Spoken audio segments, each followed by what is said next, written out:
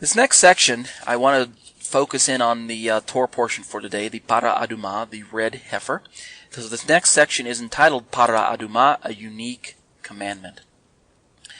Now, the mitzvah of the red heifer, commonly referred to in Judaism as Parah Adumah, which literally means red cow. Parah, cow, Adumah, red.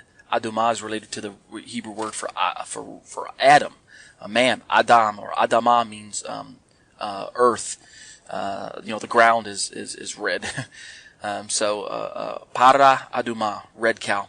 Now, it's a peculiar command indeed. A couple of details make this mitzvah very, very unique, okay? And I'm going to go through some of them so you can understand the seeming paradox associated with this particular commandment. And then what we're going to do is we're going to make a messianic application so that we can gain further insight as to why perhaps Hashem has instituted this particular mitzvah. Well, to begin with, the participants of this particular mitzvah, if you read through the story, are commanded to slaughter and burn completely this female cow without blemish. Now, if you'll recall from reading Vayikra, from Leviticus, touching a dead animal's carcass renders one tamei, which is ritually unclean. You shall not touch a carcass. If you touch a carcass, you are tumah. You are unclean. You are a tumah. And in your state of uncleanliness, you are prohibited from certain tabernacle functions and duties. So as we discover from our current portion here at chapter 19, specifically verses 7 through 22, the preparation of the ashes also rendered the individuals involved tamei.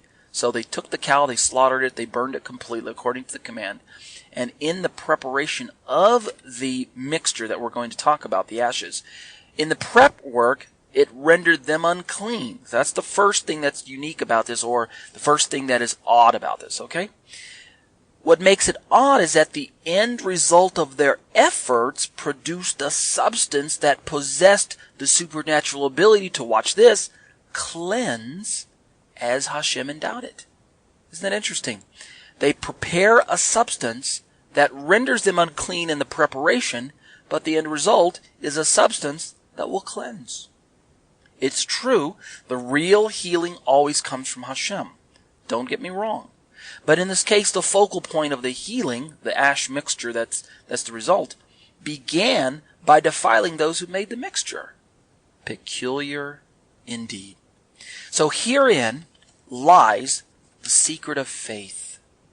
To follow Hashem's instructions to the letter was to act and live in an arena of trusting faithfulness. Do you see how that works?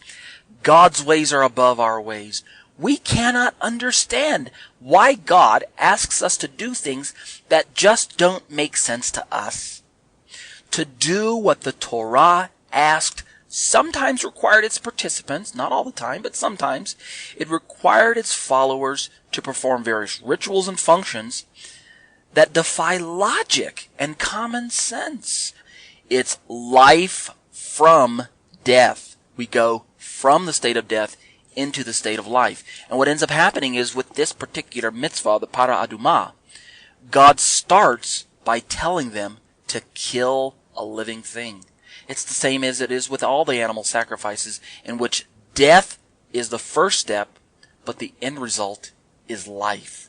Now, obviously, those of you who are Christians and who are following my podcast and are familiar with basic Christian theology, you're beginning to see the larger picture that I'm describing.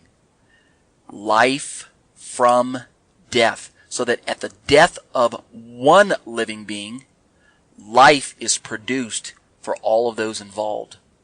I don't want to give it away just yet, but you guys know where I'm going. So life from death. How is this possible? Well, only the will of Hashem could produce such an effect. Only God can take from death and darkness and bring light out of it and life. Now, particularly, and I'll just say it right now, we see this demonstrated graphically in Yeshua. That's right. Those of you who are already picking it up, give yourself a pat on the back. Yeshua is the ultimate paradox. From the death of one individual, life was granted to the entire world. This brings out the importance of understanding the Torah and matters related to faith, okay? If we, in the 21st century church, if we reduce the Torah to legalistic misunderstandings, then what we end up doing is we cut short the miraculous workings of our heavenly Abba, especially where matters of tamei and Torah, unclean and clean, respectively, are concerned. We've got to study the Torah so that we can understand the concepts of clean and unclean. Even though we don't have a temple or a tabernacle today, that doesn't matter. Clean and unclean are concepts that God is trying to teach us so that we can understand our relationship to Him and to one another. Now again, it's true that Yeshua brought about a transformation in the Levitical priesthood, and ritual uncleanness is no longer an everyday issue. The matter of spiritual cleansing is still a stark reality, however. We must avail ourselves of the spiritual cleansing made possible by Yeshua in order that we can be included in the community of the called out ones. That's right. Back then, if you were tamei, if you were unclean, you could be excluded from tabernacle participation. And in some cases, you could be excluded from community participation. You remember, when the person is declared a leper, he's put outside the camp. God says, don't allow the camp to become defiled with those who are unclean. In today's terms, if I defile my members by allowing them to practice unrepentant sin, then God has a right to put me outside of the community. I don't lose my salvation. Don't get confused at what I'm saying. But I can be put out of the community because I cannot be effectively used by God because my members become stained with sin. What do I need to do? Well, in today's terms, I need to avail myself of the forgiveness offered by Yeshua's sacrifice. I need to cry out to God, forgive me, wash me, cleanse me. You've already done it. I just need to appropriate the reality of it within myself. If I need to take a mikvah, take a mikvah. If I need to go to the altar and present my offering, then do so. If I need to go to those whom I've wronged, I need to do that as well. Back then, the Tanakh was trying to demonstrate this very same procedure. Only the ashes of an unblemished female cow would suffice for this special ceremony, where God said, if you are unclean, the ashes of the red heifer mixture will render you clean. Today, only the blood of a sinless human, the blood of Yeshua, could effectively cleanse fallen humanity from spiritual defilement. Okay? So, we've got to understand now, as we make the connection between the Torah portion and Yeshua. He is our Parah Adumah.